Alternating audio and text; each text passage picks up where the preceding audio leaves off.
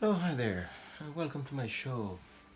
I'm your host Ferdinand, and today we're going to talk about the rights of man.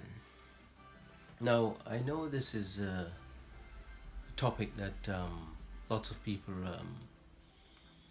find very difficult to understand. And the reason why they find it difficult to understand is that, and rightfully so, the rights of man. When I say in law, when we say man, we mean man and woman, the human race. Okay, it incorporates everybody. Okay, so never mind when I say man. It in law it just means man and woman and the whole human race. Okay, so it includes everybody. Okay, so but for simplicity, I'm gonna refer to the rights of man, meaning every human being. Okay, okay. Now the rights of man, it's sometimes very difficult to understand what it is. Now, it's not anything. You're born with it. It's not something we create. The rights of man. We create human rights. We create um, your right to do this or your right to do that. It's not something man made. We grant you the right to do this. No. If it's a right, you were already able to do it lawfully, naturally. So a right cannot be granted, but it is poorly understood by the majority of us. It's poorly understood. And so today I want to break it down in layman's terms so that the average man, the common man, we the people, the sovereigns of this great realm of England, this earth, the people of earth. I am in England, I'm in this great realm, and I'm going to talk about it. I'm talking about it here. It's not everywhere in the world that you have the common law. Most of the world now is under a code existence. They have taken what was natural and make it artificial. Living under a code system, statutory, admiralty, and all that is the world of the legal system that only really should apply to those of the law, the legal society. People like myself who don't speak legalese, who has nothing to do with legal issues, only lawful issues, has nothing to do with the artificial world. But anyway, today we're gonna focus on rights. And what are they? Where do they come from, if at all? Okay. Now, as I say, they're not man-made. Nobody grant you them. Nobody grant you human rights. You already had it. You were born with it. It's natural. It's innate. You possess this naturally. It's like a gift. You have the gift to read minds. Nobody grant you it. You're born with such an ability. Man make laws, and laws is largely there to protect the rights of man. We'll go into property, we'll go into loss and claim and the rest of it. But today we're going to just focus on the rights of man. The problem with rights, and the reason why it's so poorly understood, and the reason why so many people have difficulty deciphering what is their rights and what are not their rights, is a simple thing. The problem is we have the problem really is our ability to be creative, our ability to be ourselves, our ability to explore, our ability to possess, our ability to destroy that which is our problem. It's the real mankind can become the victims of their own success. That in itself explains it all. Why rights are so poorly understood. And today, as I said, we're going to focus on rights. The other and subsequent videos to come, we're going to focus on the other topics, property and so on and so on. But today's rights. I have a right to explore. One man can capture that little water hole. He comes up and he sees it first, and he claims that it is right. That water hole is rightfully his. That attitude is wrong in certain respects. Yes, he found it first, but the water, we all need it. Nobody can claim something that we all need. Like the air, we need to breathe oxygen. You can't, no man can claim a right to oxygen. No man can claim a right to water. You can claim a right to certain type of food found on your land or on that patch that you claim is yours, which is not. But we can recognize certain boundaries because we all need that space for ourselves to become our own individual. If you want to be a farmer, a gold digger, or whatever, we all need that kind of space. But no, none of the land is ours. We come here, we see it, and we're going to die, and we're going to leave it, and we'll never take it where we are going next. Nothing here belongs to us. We just come here and we should use it the best we can until we go to the other side. If only people could think like that. Because that's all that we can do. So water is a right of all man. You should never have to buy it or pay for it in any way, shape or form. Because you can't do without it. It's like oxygen. You cannot pay for it because we all need it. It cannot be a privilege. Only the rich would own it. Only a few would have it. It can never be a privilege. It's a right. Now when I say a right, I mean because we are creatures of the earth. And the earth has oxygen. And all creatures that breathe oxygen needs to access it. Otherwise they will die. So, but the problem is, we are intelligent creatures on the animals on this planet. Human beings are intelligent. And we have the ability to cross boundaries and to do things that are not necessarily in the best interest of our fellow man. Again, when I say man, for those who are just joining the program, I mean the human beings, all of us, men, women, everybody, okay?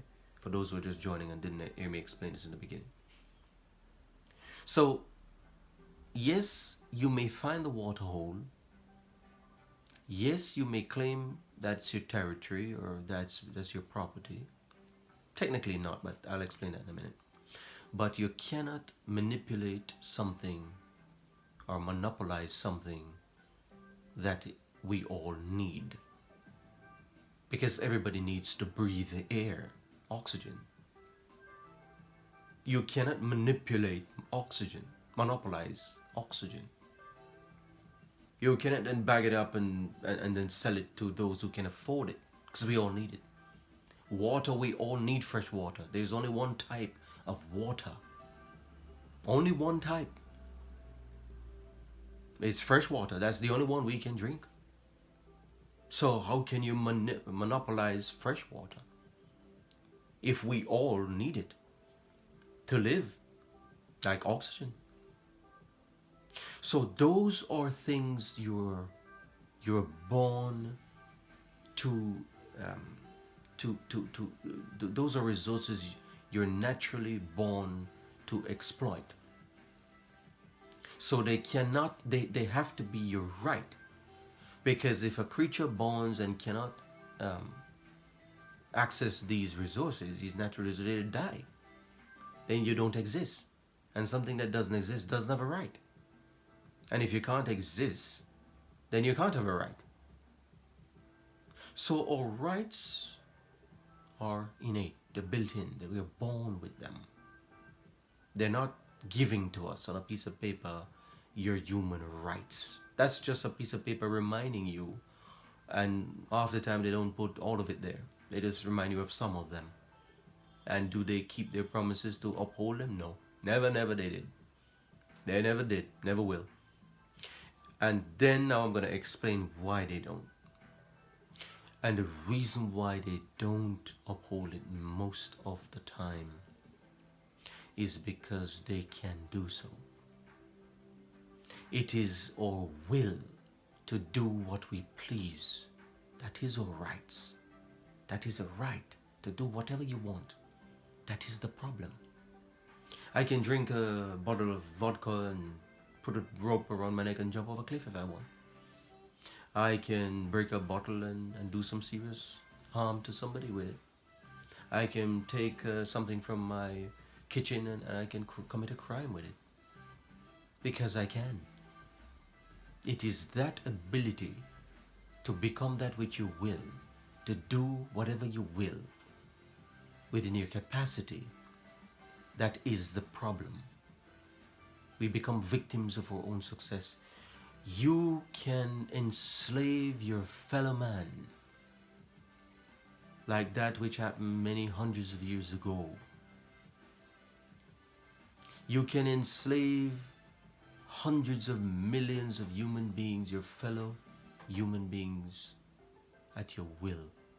If you are strong, if you have a stronger army, if you have a better knowledge of weaponization, war, criminality, crime, murder, rape, pillage, you name it, the monstrous crimes of history. If you are better at killing and murder and raping and pillaging, if you've got a more hardcore mind, if you got a mind of a demon that you can, you can exercise as vicious and awful crimes that we see perpetrated all over the world on a daily basis, but more so in the past. I want to draw our attention back to the Middle Ages. In the Middle Ages, we know a lot about that. Oh, all right, let me draw you back because I want to be fair. No one people are any more brutal and vicious than the other. Incidentally, just want to let you know I'm writing a book. I'm almost finished, and this is I'm just giving little snippets of the little bits and pieces. Is kind of coming out of my book here. Little bits and pieces creeping in here. Don't want to say much about it now, but yeah, I'm kind of finishing it now, and hopefully soon I will paint a full and entire picture of where we came from, where we are, and where we're headed as a species. But anyway, the no one people has this title of being the most cruel of our kind.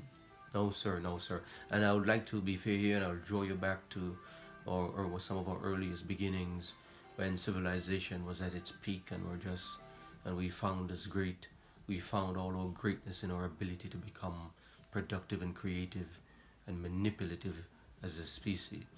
I want to draw attention to Egypt, the first and greatest civilization of all kind, of all time, and of mankind. All that we are today and all that we have today is Egypt was, was an example that laid, was created in stone as a testament to the achievements of man's ability to be creative and to become the best that they could be, even till this day, many tens of thousands of years, many thousands of years on from the times of the greatest civilization of all time, Egypt. We still cannot fathom the technical ability, the amount of expertise and the power of the mind that drives that great, innovative, those monuments that testament to the achievements of man. Till this day, most of the best equipments are unable to, decipher and understand how was it achieved in those times. With all the modern equipments we have, we could barely do better than that right now today. And how was it how was it achieved at that time? How were there those very hard granite stones carved with such precision and such mastery? You know, the people of that time must have been, is either they had some help from the gods, or they were somewhat superhuman, but no primitive tool could have done what they did. And my God, it's a testament that stood the test of time, and it's there for all time, for all people to see.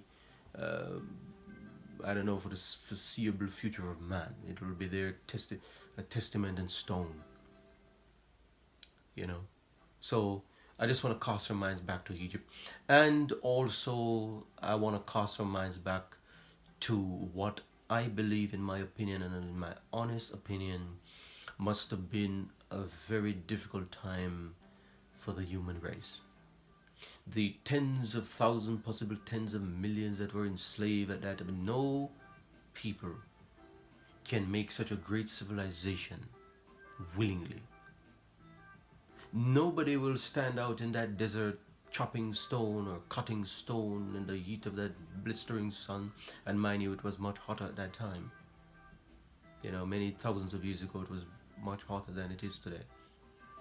When I say much, it could be a degree to water, but who knows? Must have been, it's in the desert.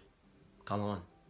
It couldn't have been a very nice place to be carving stones and your name in hieroglyphics, your king's names and all, whatever the rest of it that they were doing there. No sensible person would want to go out there in the middle of the day and be chopping stones bareback, quite possibly barebacked, underfed, quite possibly. That must have been, I don't know if the gods have seen the cruelties of man and came down and assist them with some supernatural humans that were living among them at the time. Who knows? The vicious barbarity and the enslavement at that time must have been so vicious. To have that the rise of that civilization with those monuments, a testament to its existence, and still is a testament, must have been a very brutal existence at that time. I believe also, never mind slavery, there's 600 to 700 million Africans that were taken from the continent, I believe against their will.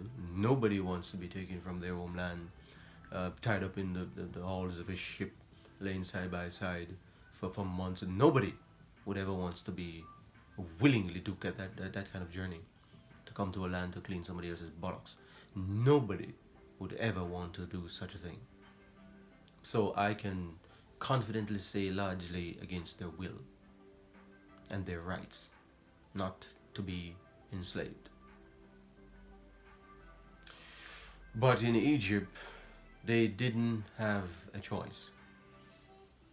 And I believe Egypt had seen, though the greatest African civilization, or first greatest civilization ever, when we crawl out of the bowels of the motherland of Egypt, of Africa, and we went into the outskirts to explore new lands behind the mountains, crossing oceans and rivers to where we are today,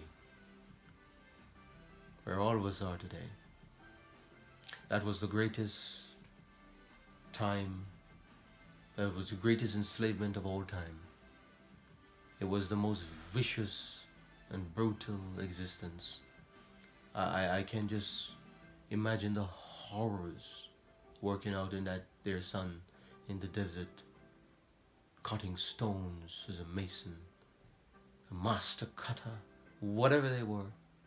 It couldn't have been a very nice existence out there. Maybe poorly underfed, not much water. Oh, God knows it must have been very horrible. Nonetheless, they had achieved the greatest existence we can testify to so far. What we have here largely is just a stepping stone to what we had. It's just a little bit of improvement. We still have people living sleeping on the floors all over the world. We still have people eating out of garbage bins. We still have people going to poor homes. We still have people going to food, what they call it, shelters. We still have people sleeping on park benches. We still have people sleeping on the side of the road. There's no different then than now. We may have we may have created glass and few other plastic material and maybe we have a little better faster vehicles and rocket ships and a couple more amenities that over time we have improved upon based upon what we had then in the great Egyptian civilization and beyond, and now we've barely improved on most of those things that they had, all kind of vessels that they made from the clay and so on. They had pots and pans and so on, but we just improve it with metal and certain other stuff. And to cut in those granite rocks, to carve all those shapes of those pharaohs and whatnot, that couldn't have been done with wood. That they must have had some form of metal. So who knows if we have had any improvement? You only have to look at the sarcophagus of Tutankhamun, that one of the last kings of Egypt. You only have to look at the young lad's sarcophagus to see that the level of engineering and the molten metal, namely gold, and all the other precious stones that, how you can't cut certain stones without something as, very tougher than metal. But anyway, we're not going to go too much into Egypt and its history, but I just want to cast our mind back to one of the most cruelest time of human existence. It was the most glorious achievement of the Africans. It was the most glorious achievement of mankind. It was the first great civilization. And I have to say the Africans should be very proud. In the interiors of the motherland, the great continent of Africa, there is no other achievement greater than the achievement of the children of Africa that went on the outskirts of the motherland, exploring lands beyond the mountain and the seas, which they did cross into the Persian, and they became Persian, and they became Romans, and they became Europeans, and all the rest of it. It's just a stepping stone. So, but at that time of human civilization, it was the most vicious, most cruel, most enslaved. There was no human rights there. I don't believe. Your rights was not cared for, was not taken in account, because they could do unto others that they didn't want others to do to them. The rulers at the time, the pharaohs and his servant and their minions that run around them, the paid killers that went out to force people against their will. Vicious time. And the reason why they could have enslaved so many hundreds of millions, possibly 100 millions of people, is because they could. The reason why I can steal your stuff if I so please is because I can. The reason why I can take a bottle and break it and do some serious harm to my fellow man is because I can. This is the problem. Although we're born with the rights, that is innate, we're born with it. It's our natural right. Leave my stuff alone. That's my kid. I produced it, I made it, I created it. It's mine, it's proper to me. But somebody else comes in and take away your child that you created with your labor, with your sweat, with your effort. It's your monster, it's your Frankenstein, whatever it is you describe or you call it or you want it to be. It's your creation. But another human being can come and they can trespass on your right to enjoy your property. Your kids are for you to enjoy, for you to have, for you to hold until they become learned, until they become fully an adult and are able to take care of themselves. And of course, you will see the eagle. The parents fly to a perch and refuse to feed the young one anymore because of, according to eagle wisdom, knowledge, and eagle's society and eagles, the nature of an eagle will know what the little one in the nest, the little birds in the nest will know what time it is. Well, it's been 1 or 2 years now. It's time to go. I am feeling like testosterone driven, and I don't want to hear anything from your mom. I don't want to hear anything from your dad. Well, it's time to go. You don't want to hear anything from me? Well, I think it's that time again. The time when you leave now. Nothing to do with you again. You go and make your own world, your own creatures, you're at liberty to make your own. You're capable and you're an adult now, and it's time for you to go. Make whatever you will of the world. It's your oyster. Make the life is what you make it. And the eagle will fly on another perch. The parents will fly. The father and mother will fly on another perch, and they'll be watching the nest, and they will not bring anything there. No more little monkeys for the eagles to eat, or whatever else that they eat. No more rabbits. And that little eagle will have to make a do or die. Will have to make a decision now. Am I really ready yet? Or am I testosterone bloated like most of our youngsters who walk around with knives and guns? You know, am I testosterone bloated enough? Do I think I'm Superman? Oh yes, I do, and I don't want to hear anything from my parents. Well, it's time to go. It's that time again. And of course, most of them will survive when they fly off that little nest. Some of them won't. Some of them just not ready yet. Some of them weren't taught very well. Some of them weren't looking, weren't paying attention in class. Some of them was just not paying attention. Some of them were poorly fed, and the belly was always, rumbling at the time, and how could he pay attention? He was always hungry. Was always lacking the nourishment for a good brain. What did you expect? Of course he's gonna fall off that nest. Them animals down the bottom, they're gonna take their pick. So my point is that although we're born with the rights, because of the nature of man, the will, the freedom, the liberty to do as he please, he can destroy himself if he so please. His life is what he makes it. He can be a farmer, he can be a teacher, if he has the wherewithal to, if he has the brain, put it that way. He can become a driver, he can become a hired killer, he can become a drug dealer, he can become a financial terrorist, banker, those who do all those wickedness against other people, other human beings. He can become a bailiff who comes and kick you out of your house for no good reason and take away your stuff. It's a job. He can be a soldier who goes to other countries and look people in the eye who he's never seen before and has no bones to pick with, have no argument with, no dispute, and destroy them. He can become an officer who sees a kid, stick out a finger at him, and decides, I'm going to ruin your day.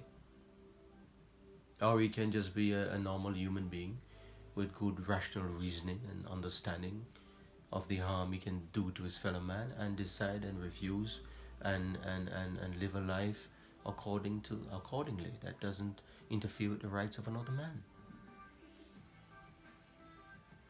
So rights are innate, but they can be destroyed by your fellow man. They can be taken away, and you can be enslaved. It is my right to breathe air, oxygen. It is my right to go and come as I please. It's my right to drink water. It's my right to drive to go in my private conveyance, my automobile. It's my right to jump on my donkey, or a donkey, or a horse, or whatever, pig, whatever I can ride. I'm free to explore my abilities. I can create a balloon, and if it's big enough, I can fly away to the sun. I can kill myself. I can run until I drop. I can refuse to eat. I can have kids if I want. I can decide not to. I can do a lot. Those are my rights. I'm born with it. I can do it. I'm free. I can watch TV if I want. I don't need a license for that. Watching TV, I don't need a license to look.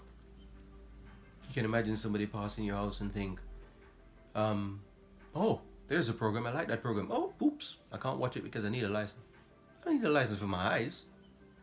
I look wherever I want. I watch whatever I want. You just have to decide under what laws you're operating under. Are you operating on the natural laws? Or are you operating on the man-made laws? It's up to you. Life is what you make it. You just have to learn your rights, that within the boundaries of society, so that you don't interfere with the rights of your fellow man. So, for instance, I have a right to turn my music up as loud as I want. But am I going to disturb my fellow man? Am I going to interfere with his rights? Perhaps to be quiet, to have a peace and quiet next door. You see, though you have rights to do as you please, but you have to take in account that you might be interfering with the rights of others.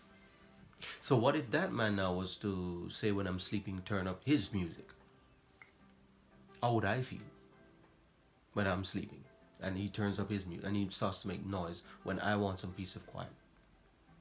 So that's my point. My point is, although we have rights, but it can be interfered with, or we can interfere with the rights of others. So we always have to be conscious about our surroundings and conscious about who we might be interfering with their rights. Because the same, do unto others as you would others do to you. The same way you would not like others to interfere with your rights, it's the same way you should not interfere with the rights of others. So as I say, tomorrow we are going to do lots of other topics. Another topic on this we might do. Let me see. So we got the rights out the way today, so everybody knows what a right, what the rights are, what you're born with. And so, all right. So let me just recap again. So the rights of man. You know what is rights? What is our rights? So the rights of man is simple. It's something you're born with. It's not man-made. It's not given to you on a piece of paper. Oh, this is your human rights. Those are just some of it. Your rights are unlimited. A man is unlimited in his capacity to think, to talk, to speak, to walk, to go and come as he please. But other men interfere with other men's rights. So although I can cross the seas and go wherever I want, wherever I please, in early human society, nobody interfered with anybody's rights. People just jump in a little canoe or a little boat and they raft across the whole 7 seas, and they go to other places where they could find their El Dorado, or their utopia. Okay, but now you can't cross the seas without somebody interfering with your rights to go about your business, because everybody monopolized the world now. Even the moon, they're buying property on the moon. So if you find yourself with the capacity to think and you create some rocket ship that will take you to the stars, and you land on the moon, you find that some flags there and you don't know what the hell. Who is monopolizing the world? Not only this world, but the other worlds. What is going on here? I am unlimited in my capacity. I can go to whatever world I want. Why is somebody interfering? Why is that flag there? Who is claiming ownership? When did this piece of land belong to you? Did you create it? No. Do you know the creator of it? No. How did you come to own it? Which part of this earth did you create? How did you own it then? Can you show me your certificate of creation? Have you got the claim of ownership, your certificate of ownership? That this is your monster, you've created it, you produced it like your kids, and that is your right? That is your property? Did you produce it? Did you create it? Is it your monster? Is it your Frankenstein? So how is it that you're claiming ownership of it? So other men are interfering in the rights of other men because they can. I could be traveling down the road, going about my business, and somebody stops me and say, "What's your name?" That's not your business. Who is asking? And for what reason? No, I'm authorized to ask you that. No, you're not. Why don't you go about your gone? Go about your business. How dare you ask me about my business? If you want me to tell you about anything about me, you have to pay me. If we don't agree that the price is right, then I don't want to comply. I don't want to do any job for you. Because to do something for you, if you ask me to do something, you're asking me, what are you asking me for my name? Are you asking me to cut your lawn? You're asking me to do something. You're asking me for something. And if you want anything from me, if you want me to do something, you have to pay me. How dare you ask another man to do something? What right have you to ask any other man to do something without paying just whatever you agreed to when you're at the meetings of the mind, when you both sit down and agree, this is what I will accept for my time and my efforts. Whatever you order me to do, I'll do it, just provide we agree to the payment. I charge £1,000 a minute. So you agree, I'll put your name there and I'll sign my name there. unlike these ones, unlike these you see, unlike these where only one party sign, I need to put my name on it as well for it to be a contract, for it to be lawful and binding. Okay, see, so they have to be meeting of the mind. So my point is, we cannot, although we have rights, we are born with them. It is our, it's natural. But because we are also privileged, we have the right to become whatever we want to do as we please, as living as human beings. We have the right to go and kill a beast. Did the animal want you to kill it? No, the animal just wanted to be left alone. But then that same animal is killing another one, because it's the nature of things. That same tree that you don't want to cut down is interfering with the existence of other trees. That same way you could strangle a plant that is growing or whisks around other plants and strangling them to get to the sun quickest, he's interfering with the rights of other trees to exist. That same fruit fly that is on the fruit eating the fruit just want to be left alone. But then the fruit is falling on another tree down there and interfering in its rights, covering it up when it falls on top. That big tree that hangs over all the other trees are interfering with the rights of other trees to get to the sun, to see a bit of the light. That, you know, the light that makes us all survive. So everything is, you know, interfering with everything else's rights. It's just that we human are in the fortunate position of being on top, because we are far more, we have the ability and the rational and the reasoning and the dexterity of finger, and we can walk and we can do a lot more maneuverable things, and our intelligence are far superior to the rational, the reasoning, the understanding, the creativity, the intelligence of other creatures around us. So that I think I've explained at length, and I hope you all understand what I'm talking about when I say the rights of man.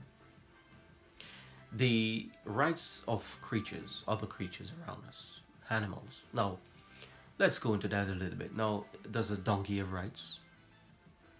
Does a dog have rights? Does a tree have rights? Mouse, a bird, banana tree. Do these things have rights? Now, then again, we have to break it down in simple terms here. They have natural rights, all of them, to exist. But everything interferes with everything else's rights. So human beings need nutrients to survive. Unfortunately, that nutrients is locked up in some other living form. It has to either be a banana, your potassium. It has to be some protein from a bird or some sheep, whatever. So proteins are locked up in various forms, and we need to access it in order for us to survive. So everything interferes with the rights of others. We interfere with the animal kingdom. We shoot them and kill them at will, just because we need their protein. The protein is locked up in their bodies so that we can survive. And when we go from this planet, the protein is released into the soil, and some of the tree absorbs the protein, and it becomes lignin, wood, and cellulose, which the foliage, which the giraffe and so on eats the leaf again, and that foliage goes back to make protein. And the lion hunts the zebra and so on, and then the lion goes back to the soil if he's not eaten by an hyena, if he likes the taste of his enemy, and so on and so forth. And it's a cycle. So everything interferes with the rights of others.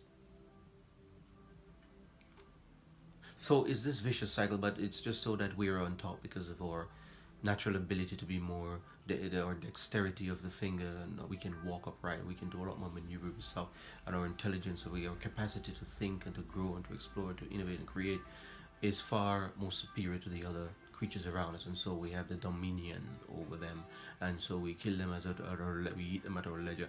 You think when you go to the chicken shop or right in a restaurant and you're ordering some steak or some ribs, whatever, your chicken, whatever you're eating there, crabs or whatever crustacean you're gonna have for your meal, you think you're worried about the poor little crab?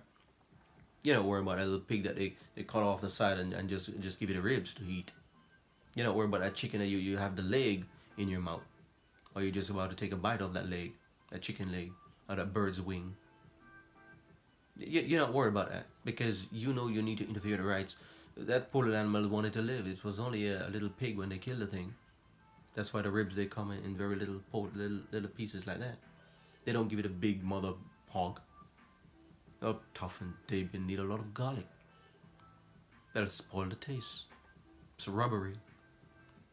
So you get them from their young, and that poor little pig, of course, the creature wants to live. But you know. But anyway, I'm gonna cut it off here. I won't keep it too long. I want to thank everybody for participating on the program. I hope I was able to shed some light and just clear up all them little doubts you had about rights, the rights of man. And so I don't want to keep it too long, cut it off here. I do this show every day from 7:30 p.m. to 8:30 p.m. My website is www.commonlawsolution.org. My email address is commonlawsolution@gmail.com. My contact number is 075-774-62704. You can press it on the microphone on the WhatsApp there and send me a question, any question you want to ask me about court cases, rights, and property. Okay, I want to thank everybody for their donations. You know, just click that old thumb there on the YouTube channel and let me know what you think. Send me all your questions. Will be uploaded on the website, and of course everybody will hear the various answers to the questions asked. As I say, if you don't know your rights, you lose it, and no people can be free. No people can be free and ignorant at the same time. Learn the common law today. It's the only law that fully protects your rights and property. Also, watch my previous videos to get a better understanding of what I'm talking about. I go in a bit of depth in the other topics about what is common law and the rights and property of man. Okay, so just watch them other videos and see if you can catch up on some points that you might have missed out. No one program can give you every answer you need, so you might get bits and pieces of information from the previous videos I've done. In subsequent videos to come, we'll talk about a lot more topics, so stay tuned, subscribe to my channel, give me the old thumbs up and the old YouTube there, and follow me on Facebook. And of course, when that book comes out, I'll let you all know about it. And God bless, and I will see you in the next videos. Have a good day now. God bless.